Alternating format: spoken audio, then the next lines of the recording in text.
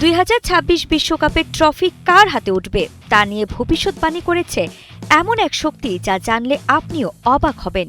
হ্যাঁ, কোনো জ্যোতিষী বা ভবিষ্যৎ বক্তা নয়, এবারের এই ভবিষ্যৎবাণী এসেছে বিশ্বের সবচেয়ে আলোচিত 3টি এআই চ্যাটজিপিটি, মাইক্রোসফট কোপাইলট এবং গুগল জেমিনি থেকে।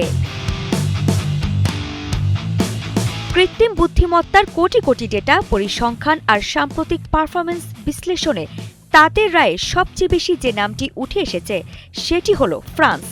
চ্যাটজিপিটি এবং কোপাইলটের মতে 2026 বিশ্বকাপ জয়ের সবচেয়ে বড় দাবিদার ফ্রান্স, কারণ তাদের রয়েছে তারকায় ভরা বিশাল স্কোয়াড, অসাধারণ ধারাবাহিকতা এবং বিশ্ব ফুটবলের অন্যতম সেরা তারকা কিলিয়ান এমবাপ্পে, যিনি এখন ক্যারিয়ারের সোনালি সময়। শুধু তাই নয়, টানা 2 বিশ্বকাপ ফাইনাল খেলার অভিজ্ঞতাও ফরাসিদের আত্মবিশ্বাসের বড় অস্ত্র।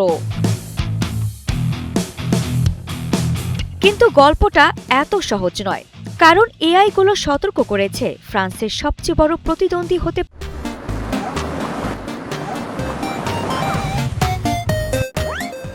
পারে স্পেন, বিশেষ করে তরুণ বিস্ময়ে লামিনে ইয়ামাল। দুর্দান্ত টিমওয়ার্ক এবং বল দখলে আধিপত্য স্পেনকে করে তুলেছে ভয়ঙ্কর শক্তিশালী। এমনকি পরিসংখ্যান ভিত্তিক বিশ্লেষণে গুগল জেমিনি সরাসরি স্পেনকে সম্ভাব্য চ্যাম্পিয়ন হিসেবে বেছে নিয়েছে। তবে সব হিসাব নিকাশ উল্টে দিয়েছে একজন মানুষ।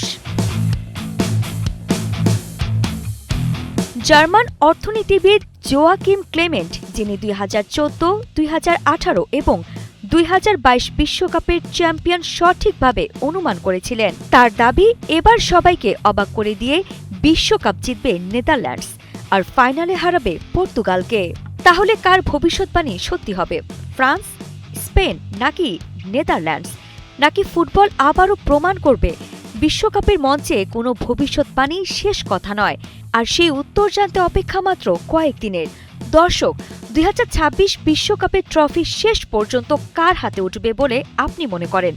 কমেন্টে জানিয়ে দিন আপনার মতামত।